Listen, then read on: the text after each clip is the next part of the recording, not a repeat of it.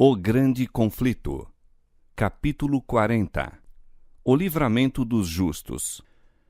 Quando a proteção das leis humanas for retirada dos que honram a lei de Deus, haverá nos diferentes países um movimento simultâneo com o fim de destruí-los.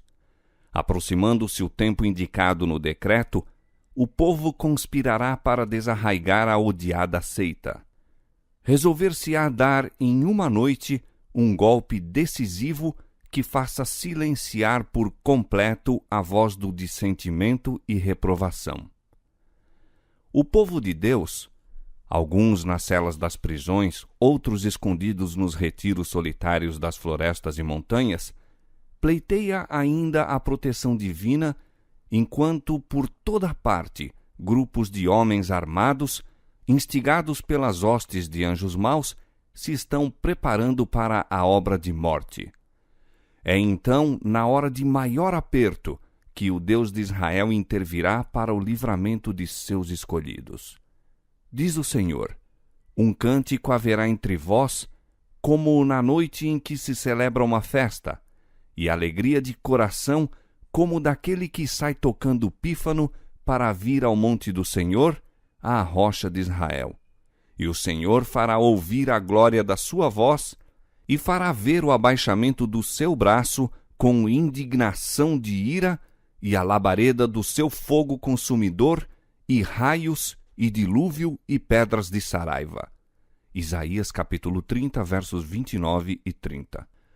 Com brados de triunfo, zombaria e imprecação, multidões de homens maus estão prestes a cair sobre a presa, quando eis um denso negror, mais intenso do que as trevas da noite, cai sobre a terra.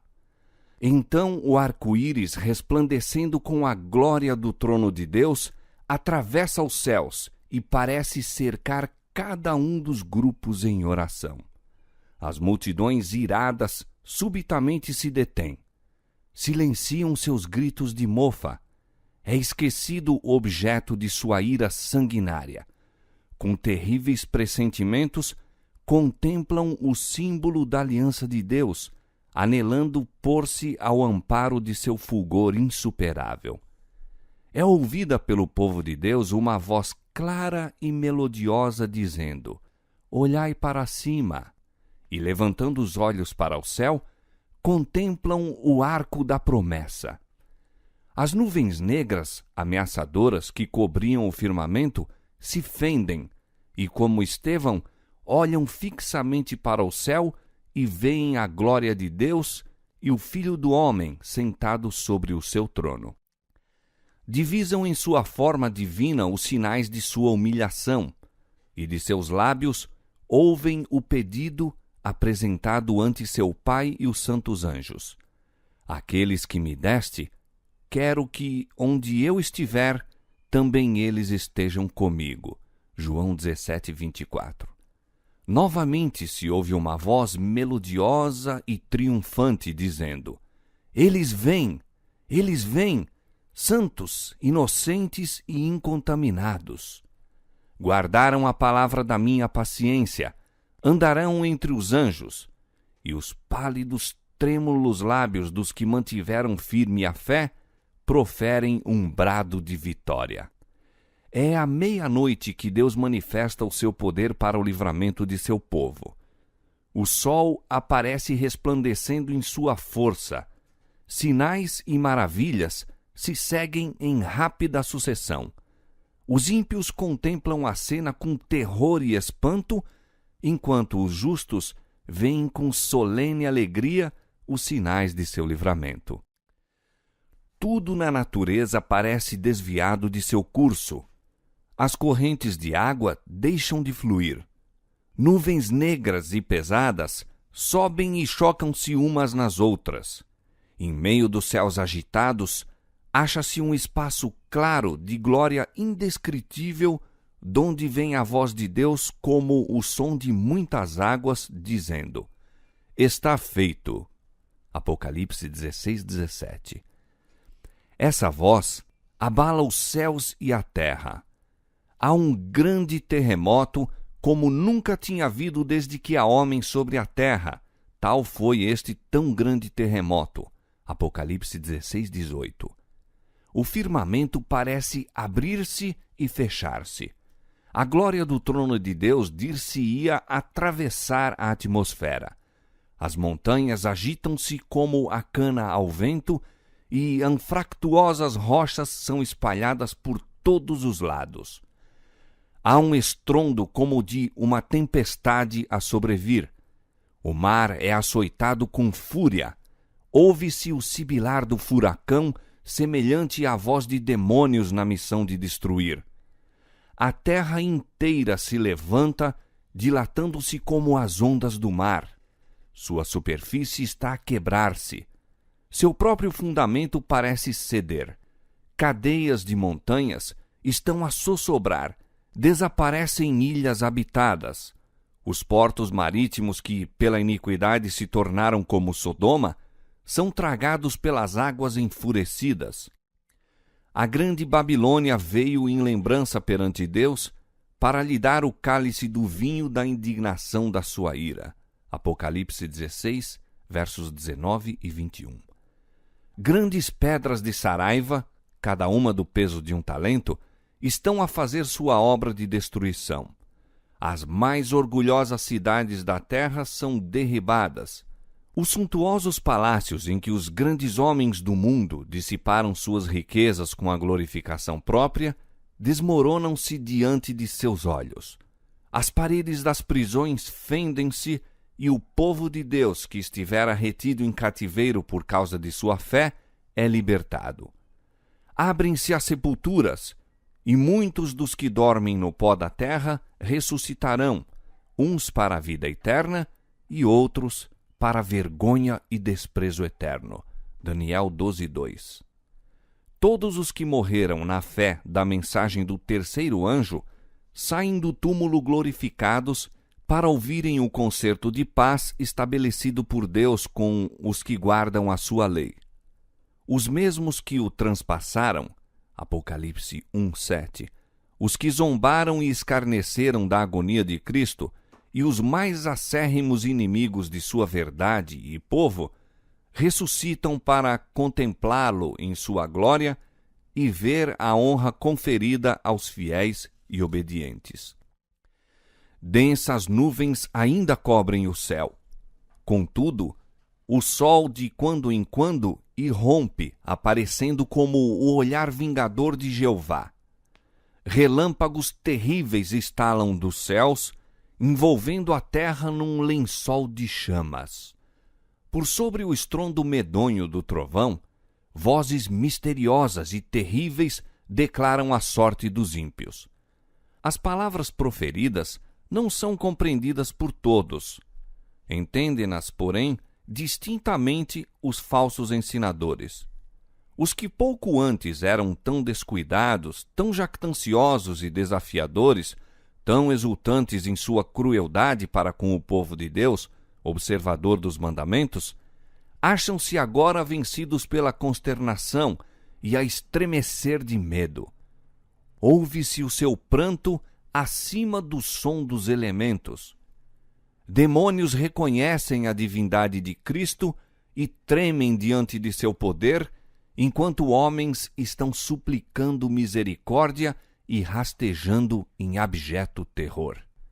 Disseram os profetas da antiguidade, ao contemplar em santa visão o dia de Deus: Uivai, porque o dia do Senhor está perto, vendo o Todo-Poderoso como assolação. Isaías 13:6. Entra nas rochas e esconde-te no pó da presença espantosa do Senhor e da glória da sua majestade.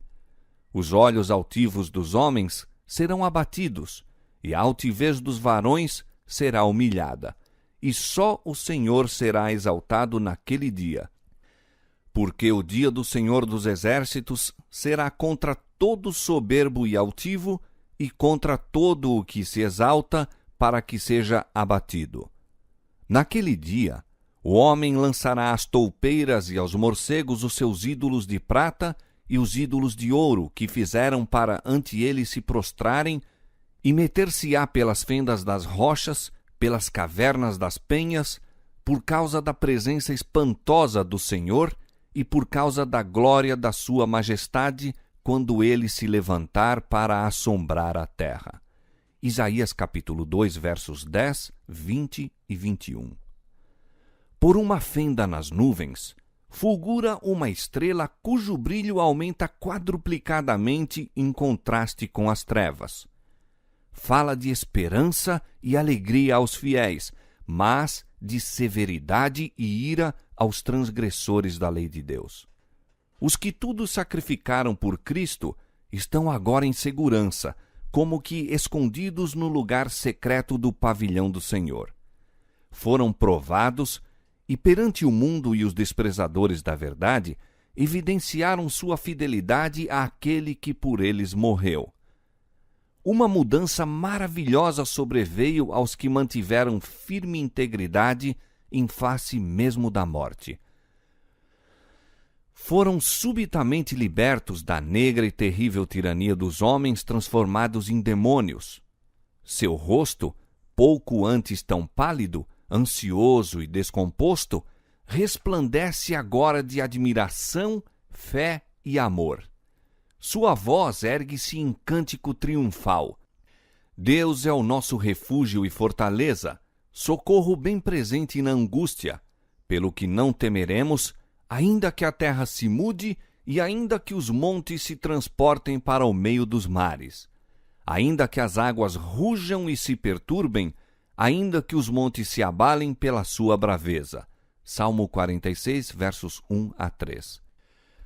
Enquanto estas palavras de santa confiança ascendem a Deus, as nuvens recuam e se veem os constelados céus, indescritivelmente gloriosos em contraste com o firmamento negro e carregado de cada lado. A glória da cidade celestial emana de suas portas entreabertas. Aparece então, de encontro ao céu, uma mão segurando duas tábuas de pedra dobradas uma sobre a outra. Diz o profeta: os céus anunciarão a sua justiça, pois Deus mesmo é o juiz. Salmo 50, verso 6.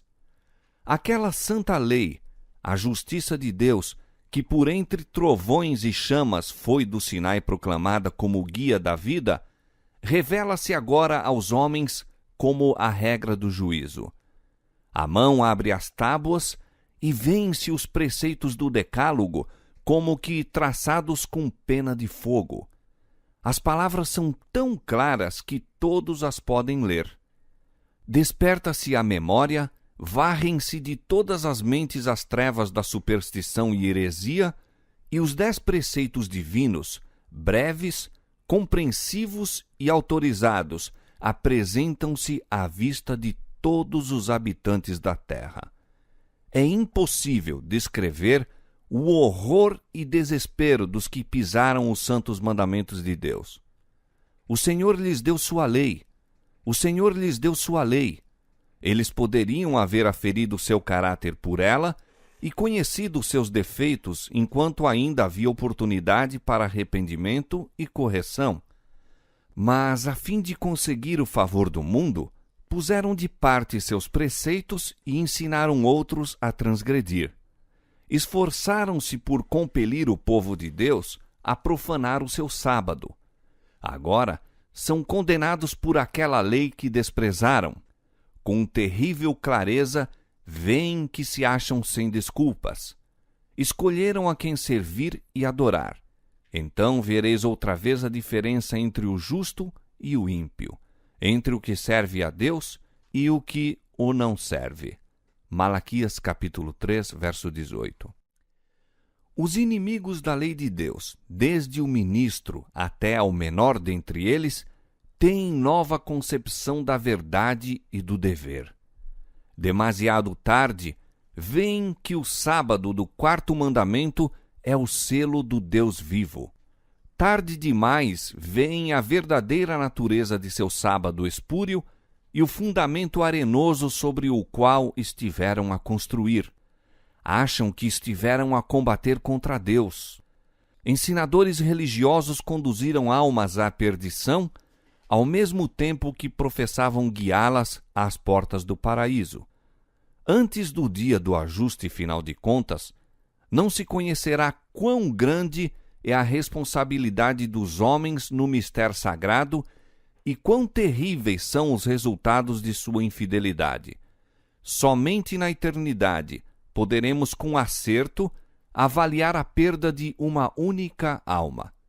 Terrível será a condenação daquele a quem Deus disser: retira-te, mau servo.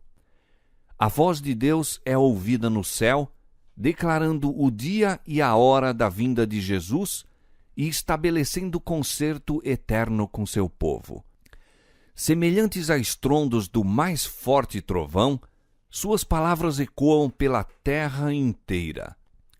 O Israel de Deus fica a ouvir com o olhar fixo no alto. Tem o semblante iluminado com a sua glória, brilhante como o rosto de Moisés quando desceu do Sinai. Os ímpios não podem olhar para eles, e quando se pronuncia a bênção sobre os que honram a Deus, santificando o seu sábado, há uma grande aclamação de vitória. Surge logo no Oriente uma pequena nuvem negra, aproximadamente da metade do tamanho da mão de um homem. É a nuvem que rodeia o Salvador e que, à distância, parece estar envolta em trevas. O povo de Deus sabe ser esse o sinal do Filho do Homem. Em solene silêncio, fitam-na enquanto se aproxima da terra, mais e mais brilhante e gloriosa, até se tornar grande nuvem branca, mostrando na base uma glória semelhante ao fogo consumidor e encimada pelo arco-íris do concerto. Jesus, na nuvem, avança como poderoso vencedor. Agora, não como homem de dores para sorver o amargo cálice da ignomínia e miséria, vem ele vitorioso no céu e na terra para julgar os vivos e os mortos. Fiel e verdadeiro, ele julga e peleja em justiça. E seguiram-no os exércitos do céu. Apocalipse capítulo 19, versos 11 e 14. Com antífonas de melodia celestial, os santos anjos, em vasta e inumerável multidão, acompanham-no em seu avanço. O firmamento parece repleto de formas radiantes, milhares de milhares, milhões de milhões. Nenhuma pena humana pode descrever esta cena, mente alguma mortal é apta para conceber seu esplendor. A sua glória cobriu os céus, e a terra encheu-se do seu louvor, e o seu resplendor era como a luz. Abacuque capítulo 3, versos 3 e 4. Aproximando-se ainda mais a nuvem viva, todos os olhos contemplam o príncipe da vida. Nenhuma coroa de espinhos agora desfigura a sagrada cabeça, mas um diadema de glória repousa sobre a santa fronte. O semblante divino irradia o fulgor deslumbrante do sol meridiano, e no vestido e na sua coxa tem escrito este nome: Rei dos Reis e Senhor dos Senhores. Apocalipse 19, 16. A sua presença se tem tornado macilentos todos os rostos. Sobre os que rejeitaram a misericórdia de Deus, cai o terror do desespero eterno. Derrete-se o coração e tremem os joelhos, e os rostos de todos eles empalidecem. Jeremias 30, verso 6. Jeremias capítulo 30, verso 6. Naum capítulo 2, verso 10. Os justos clamam a tremer. Quem poderá subsistir? Silencia o cântico dos anjos e há um tempo de terrível silêncio. Ouve-se então a voz de Jesus dizendo: A minha graça te basta. Ilumina-se a face dos justos e a alegria enche todos os corações.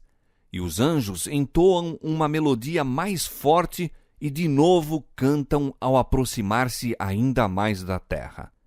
O Rei dos Reis desce sobre a nuvem envolto em fogo chamejante.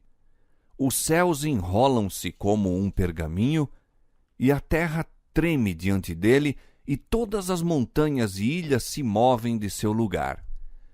Virá o nosso Deus e não se calará. Adiante dele, um fogo irá consumindo, e haverá grande tormenta ao redor dele. Chamará os céus do alto e a terra para julgar o seu povo. Salmo 50, versos 3 e 4. E os reis da terra, e os grandes, e os ricos, e os tribunos, e os poderosos, e todo servo, e todo livre, se esconderam nas cavernas e nas rochas das montanhas. E diziam aos montes e aos rochedos: Caí sobre nós, e escondei-nos do rosto daquele que está sentado sobre o trono e da ira do Cordeiro, porque é vindo o grande dia da sua ira, e quem poderá subsistir?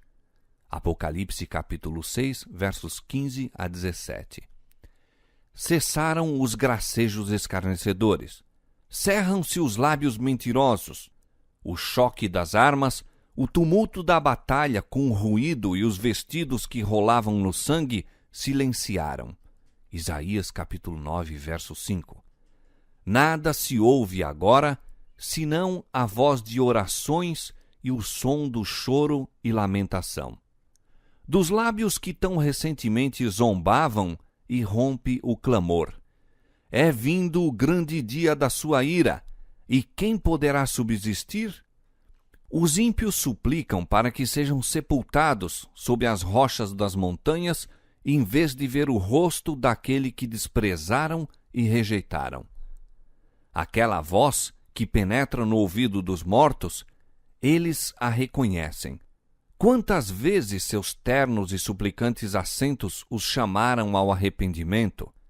Quantas vezes foi ela ouvida nos rogos tocantes de um amigo, um irmão, um redentor? Para os que rejeitaram sua graça, nenhuma outra voz poderia ser tão cheia de censura, tão carregada de denúncias, como aquela que durante tanto tempo assim pleiteou. Convertei-vos dos vossos maus caminhos, pois por que razão morrereis? Ezequiel 33, 11. Quem dera para eles fosse a voz de um estranho. Diz Jesus: Clamei e vós recusastes, porque estendi a minha mão e não houve quem desse atenção. Antes, rejeitastes todo o meu conselho e não quisestes a minha repreensão. Provérbios capítulo 1, versos 24 e 25. Aquela voz desperta memórias que eles desejariam ardentemente se desvanecessem. Advertências desprezadas, convites recusados, privilégios tidos em pouca conta. Ali estão os que zombaram de Cristo à sua humilhação. Com uma força penetrante, lhes ocorrem as palavras do sofredor, quando, conjurado pelo sumo sacerdote, declarou solenemente: Vereis em breve o Filho do Homem, assentado à direita do poder e vindo sobre as nuvens do céu. Mateus 26, 64. Agora o contemplam em sua glória e ainda o devem ver assentado à direita do poder. Os que escarneceram de sua declaração de ser ele o Filho de Deus estão agora mudos. Ali está o altivo Herodes, que zombou de seu título real, mandando os soldados mofadores coroá-lo rei. Estão ali os mesmos homens que com mãos ímpias lhe colocaram sobre o corpo o manto de púrpura e sobre a fronte sagrada a coroa de espinhos, e na mão, que não opunha resistência, um simulacro de cetro, e diante dele se curvaram em zombaria blasfema. Os homens que bateram e cuspiram no príncipe da vida, agora se desviam de seu penetrante olhar, procurando fugir da subjugante glória de sua presença. Aqueles que introduziram os cravos através de suas mãos e pés, o soldado que lhe feriu o lado, contemplam esses sinais com terror e remorso. Com terrível precisão, sacerdotes e príncipes recordam-se dos acontecimentos do Calvário. Estremecendo de horror, lembram-se de como, meneando a cabeça em satânica alegria, exclamaram: salvou os outros e a si mesmo não pode salvar-se? Se é o rei de Israel, desça da cruz agora e creremos nele. Confiou em Deus, livre-o agora, se o ama. Mateus 27, 42 e 43. Vividamente relembram a parábola dos lavradores que se recusaram a entregar a seu senhor o fruto da vinha, maltrataram seus servos e lhe mataram o filho. Lembram-se também da sentença que eles próprios pronunciaram: o senhor da vinha dará afrontosa morte aos maus. No pecado e castigo daqueles homens infiéis, veem os sacerdotes e anciãos seu próprio procedimento e sua própria justa condenação. E agora ergue-se um clamor de agonia mortal, mais alto do que o grito "Crucifica-o! Crucifica-o!", que repercutiu pelas ruas de Jerusalém. Reboa o pranto terrível, desesperado. Ele é o Filho de Deus. Ele é o verdadeiro Messias. Procuram fugir da presença do Rei dos Reis. Nas profundas cavernas da terra, fendida pela luta dos elementos, tentam debalde esconder-se. Na vida de todos os que rejeitam a verdade, há momentos em que a consciência desperta e que a memória apresenta a recordação torturante de uma vida de hipocrisia e a alma é acossada de vãos pesares. Mas que é isto ao ser comparado com o remorso daquele dia em que o temor vem como assolação, em que a perdição vem como tormenta? Provérbios 1:27. Os que desejariam destruir a Cristo e seu povo fiel testemunham agora a glória que sobre eles repousa. No meio de seu terror, ouvem a voz dos santos em alegres acordes, exclamando: eis que este é o nosso Deus, a quem aguardávamos, e ele nos salvará. Isaías 25:9. Por entre as vacilações da terra, o clarão do relâmpago e o ribombo do trovão, a voz do Filho de Deus chama os santos que dormem. Ele olha para a sepultura dos justos e, levantando as mãos para o céu, brada: despertai, despertai, despertai vós que dormis no pó, e surgi. Por todo o comprimento e largura da terra, os mortos ouvirão aquela voz, e os que ouvirem viverão. E a terra inteira ressoará com o passar do exército extraordinariamente grande de toda nação, tribo, língua e povo. Do cárcere da morte vêm eles, revestido de glória imortal, clamando: onde está, ó morte, o teu aguilhão? Onde está, ó inferno, a tua vitória? 1 Coríntios 15:55. E os vivos justos e os santos ressuscitados unem as vozes em prolongada e jubilosa aclamação de vitória. Todos saem do túmulo com a mesma estatura que tinham quando ali entraram. Adão, que está em pé entre a multidão dos ressuscitados, é de grande altura e formas majestosas, de estatura pouco menor que o Filho de Deus. Apresenta assinalado contraste com o povo das gerações posteriores. Sob este único ponto de vista se revela a grande degeneração da raça. Todos, porém, surgem com a louçania e vigor de eterna mocidade. No princípio, o homem foi criado à semelhança de Deus, não somente no caráter, mas na forma e aspecto. O pecado desfigurou e quase obliterou a imagem divina, mas Cristo veio para restaurar aquilo que se havia perdido. Ele mudará nosso corpo vil, modelando-o conforme seu corpo glorioso. As formas mortais, corruptíveis, destituídas de garbo, poluídas pelo pecado, tornam-se perfeitas, belas e imortais. Todos os defeitos e deformidades são deixados no túmulo. Restabelecidos à árvore da vida, no Éden, há tanto tempo perdido, os remidos crescerão até a estatura completa da raça em sua glória primitiva. Os últimos traços da maldição do pecado serão removidos e os fiéis de Cristo aparecerão na beleza do Senhor nosso Deus, refletindo no espírito, alma e corpo a imagem perfeita de seu Senhor. Ó maravilhosa redenção! Há tanto tempo objeto das cogitações, há tanto tempo esperada, contemplada com ávida expectativa, mas nunca entendida completamente. Os justos vivos são transformados num momento, num abrir e fechar de olhos. À voz de Deus, foram eles glorificados. Agora tornam-se imortais e, com os santos ressuscitados, são arrebatados para encontrar seu Senhor nos ares. Os anjos ajuntarão os seus escolhidos desde os 4 ventos, de uma a outra extremidade dos céus. Criancinhas são levadas pelos santos anjos aos braços de suas mães.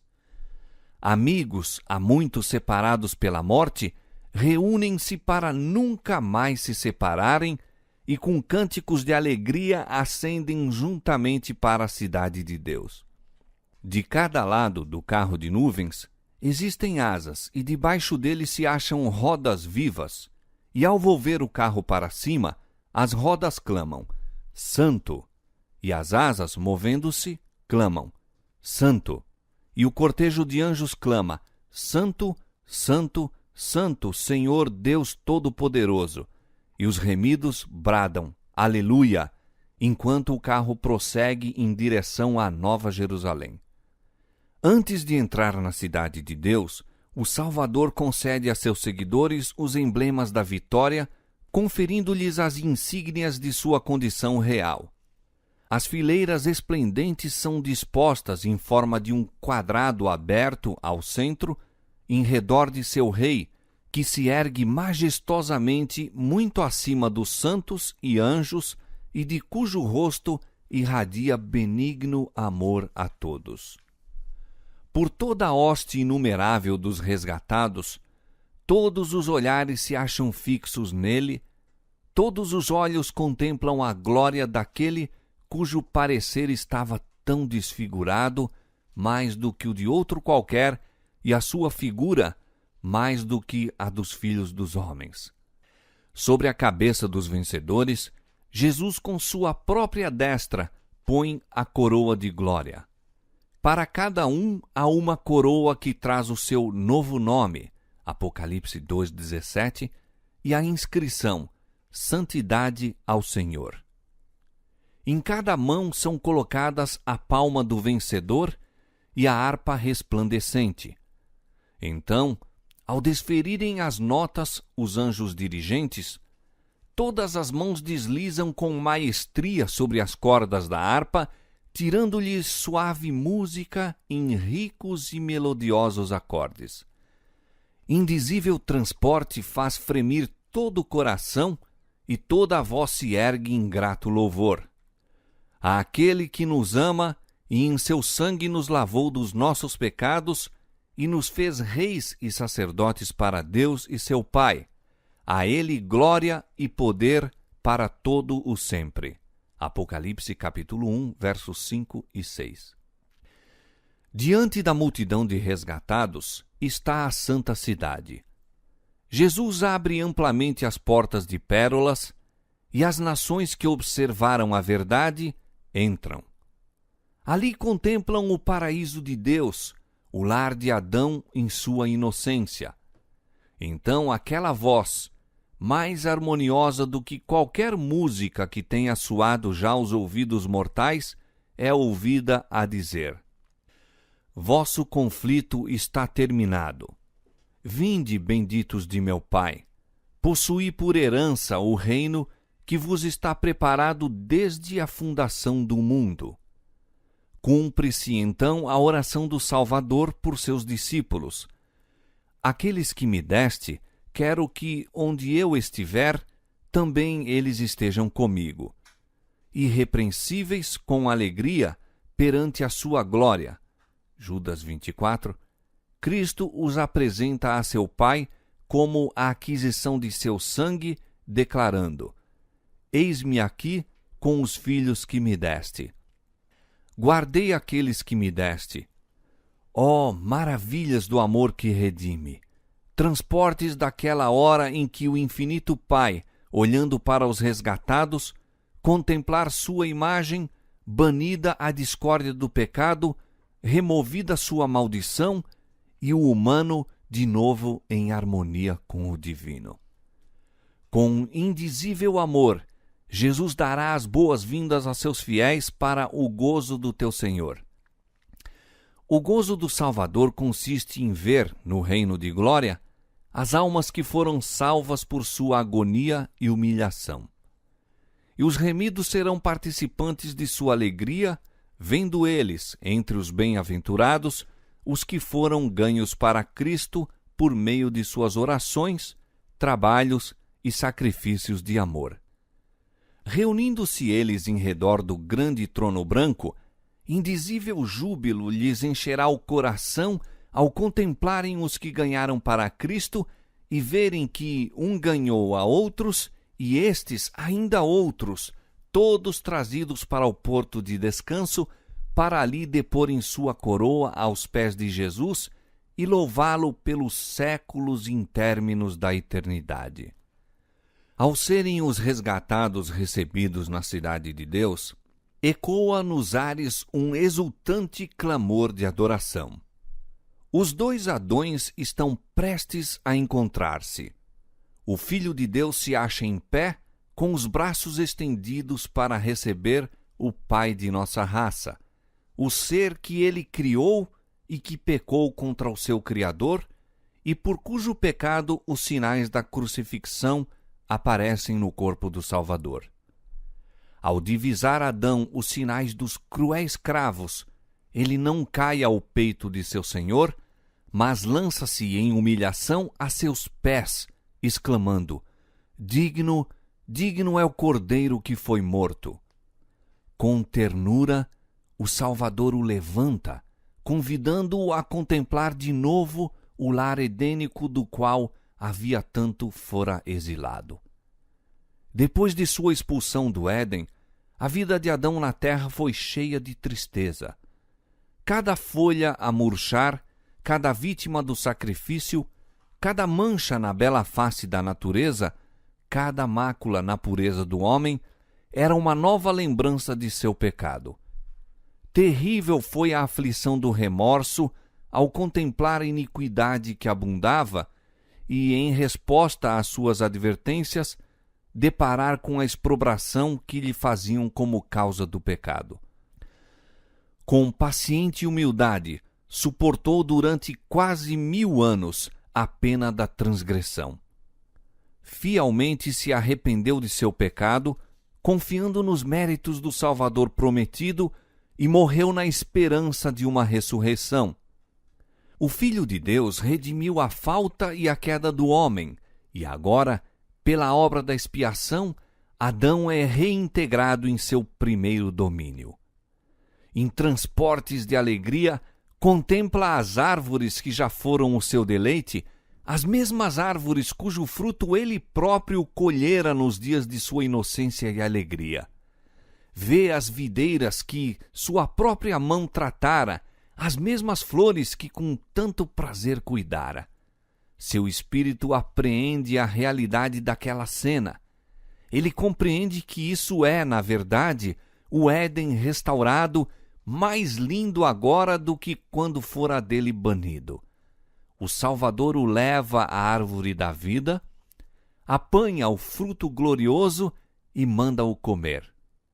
Olha em redor de si e contempla uma multidão de sua família resgatada no paraíso de Deus.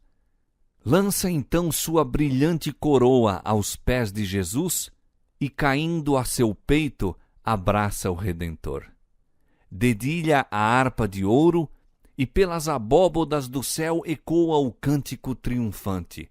Digno, digno, digno é o Cordeiro que foi morto e reviveu. A família de Adão associa-se ao cântico e lança as suas coroas aos pés do Salvador, inclinando-se perante ele em adoração. Esta reunião é testemunhada pelos anjos que choraram quando da queda de Adão e rejubilaram ao ascender Jesus ao céu depois de ressurgido, tendo aberto a sepultura a todos os que crescem em seu nome. Contemplam agora a obra da redenção completa e unem as vozes no cântico de louvor. No mar cristalino diante do trono, naquele mar como que de vidro misturado com fogo, tão resplendente é ele pela glória de Deus, está reunida a grande multidão dos que saíram vitoriosos da besta e da sua imagem e do seu sinal e do número do seu nome. Apocalipse 15:2. Com o Cordeiro sobre o monte Sião, tendo harpas de Deus, estão os 144.000 que foram remidos dentre os homens. E ouve-se, como o som de muitas águas e de grande trovão, uma voz de harpistas que tocavam com as suas harpas. E cantam um cântico novo diante do trono, cântico que ninguém podia aprender senão os 144.000. É o hino de Moisés e do Cordeiro, hino de livramento. Ninguém, a não ser os 144.000, pode aprender aquele canto, pois é o de sua experiência, e nunca ninguém teve experiência semelhante. Estes são os que seguem o Cordeiro para onde quer que vai. Estes, tendo sido trasladados da terra dentre os vivos, são tidos como as primícias para Deus e para o Cordeiro. Apocalipse capítulos 14, versos 1 a 5, capítulo 15, verso 3. Estes são os que vieram de grande tribulação. Apocalipse 7, 14. Passaram pelo tempo de angústia tal como nunca houve desde que houve nação. Suportaram a aflição do tempo da angústia de Jacó. Permaneceram sem intercessor durante o derramamento final dos juízos de Deus. Mas foram livres, pois lavaram os seus vestidos e os branquearam no sangue do Cordeiro. Na sua boca não se achou engano, porque são irrepreensíveis diante de Deus. Por isso estão diante do trono de Deus e o servem de dia e de noite no seu templo. E aquele que está assentado sobre o trono os cobrirá com a sua sombra. Apocalipse 7,15. Viram a terra devastada pela fome e pestilência, o sol com poder para abrasar os homens com grandes calores, e eles próprios suportaram o sofrimento, a fome e a sede. Mas nunca mais terão fome, nunca mais terão sede, nem sol nem calma alguma cairá sobre eles, porque o Cordeiro que está no meio do trono os apacentará, e lhes servirá de guia para as fontes das águas da vida, e Deus limpará de seus olhos toda lágrima. Apocalipse capítulo 7, versos 16 e 17. Em todos os tempos, os escolhidos do Salvador foram educados e disciplinados na escola da provação. Seguiram na terra por veredas estreitas, foram purificados na fornalha da aflição. Por amor de Jesus, suportaram a oposição, o ódio, a calúnia. Acompanharam-no através de dolorosos conflitos, suportaram a negação própria e experimentaram amargas decepções. Pela sua própria experiência dolorosa, compreenderam a malignidade do pecado, seu poder, sua culpa, suas desgraças, e para ele olham com aversão. Uma intuição do sacrifício infinito feito para reabilitá-los humilha-os à sua própria vista, enchendo-lhes o coração de gratidão e louvor que os que nunca decaíram não poderão apreciar. Muito amam, porque muito foram perdoados. havendo participado dos sofrimentos de Cristo, estão aptos para serem coparticipantes de sua glória. Os herdeiros de Deus vieram das águas furtadas, das choças, dos calabouços, dos cadafalsos, das montanhas, dos desertos, das covas da terra, das cavernas do mar. Na terra eram desamparados, aflitos e maltratados. Milhões desceram ao túmulo carregados de infâmia, porque firmemente se recusavam a render-se às enganosas pretensões de Satanás. Pelos tribunais humanos foram julgados como os mais vis dos criminosos, mas agora Deus mesmo é o juiz. Salmo 50, verso 6. Revogam-se agora as decisões da terra. Tirará o opróbrio do seu povo. Isaías 25, verso 8. Chamar-lhes-ão povo santo, remidos do Senhor. Ele determinou que se lhes dê ornamento por cinza, óleo de gozo por tristeza, vestido de louvor por espírito angustiado. Isaías capítulo 62, verso 12, capítulo 61, verso 3. Não mais são fracos, aflitos, dispersos e opressos. Doravante devem estar sempre com o Senhor. Acham-se diante do trono com vestes mais ricas do que já usaram os mais honrados da terra. Estão coroados com diademas mais gloriosos do que os que já foram colocados na fronte dos monarcas terrestres. Os dias de dores e prantos acabaram-se para sempre. O Rei da Glória enxugou as lágrimas de todos os rostos. Removeu-se toda a causa de pesar. Por entre o agitar dos ramos de palmeiras, derramam um cântico de louvor claro, suave e melodioso. Todas as vozes aprendem a harmonia até que reboa pelas abóbadas do céu a antífona. Salvação ao nosso Deus, que está sentado no trono, e ao Cordeiro. E todos os habitantes do céu assim respondem. Amém. Louvor e glória e sabedoria e ação de graças e honra e poder e força ao nosso Deus para todo o sempre.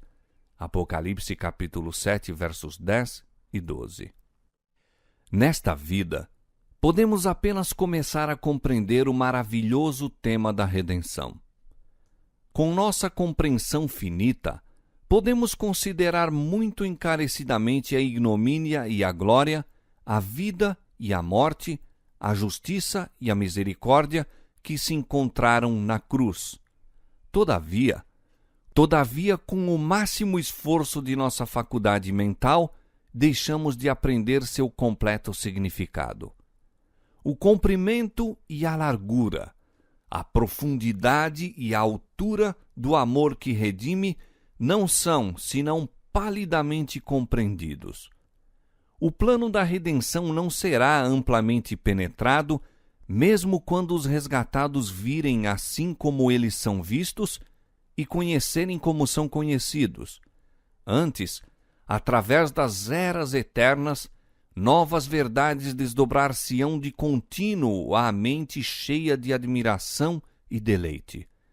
Posto que os pesares, dores e tentações da terra estejam terminados e removidas suas causas, sempre terá o povo de Deus um conhecimento distinto, inteligente do que custou a sua salvação. A cruz de Cristo será a ciência e cântico dos remidos por toda a eternidade. Em Cristo glorificado, eles contemplarão Cristo crucificado. Jamais se olvidará que aquele cujo poder criou e manteve os inumeráveis mundos através dos vastos domínios do espaço, o amado de Deus, a majestade do céu, aquele a quem querubins e resplendentes serafins se deleitavam em adorar, humilhou-se para levantar o homem caído, que ele arrostou a culpa e a ignomínia do pecado e a ocultação da face de seu Pai, até que as misérias de um mundo perdido lhe quebrantaram o coração e aniquilaram a vida na cruz do Calvário.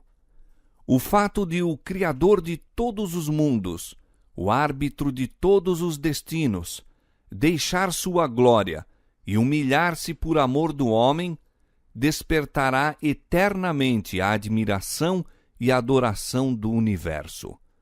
Ao olharem as nações dos salvos para o seu Redentor e contemplarem a glória eterna do Pai resplandecendo em seu semblante, ao verem o seu trono que é de eternidade em eternidade, e saberem que seu reino não terá fim, irrompem num hino arrebatador.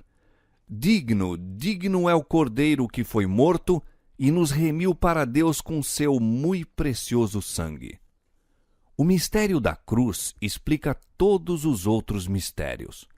À luz que emana do Calvário, os atributos de Deus que nos encheram de temor e pavor aparecem belos e atraentes. Misericórdia, ternura e amor paternal são vistos a confundir-se com santidade, justiça e poder.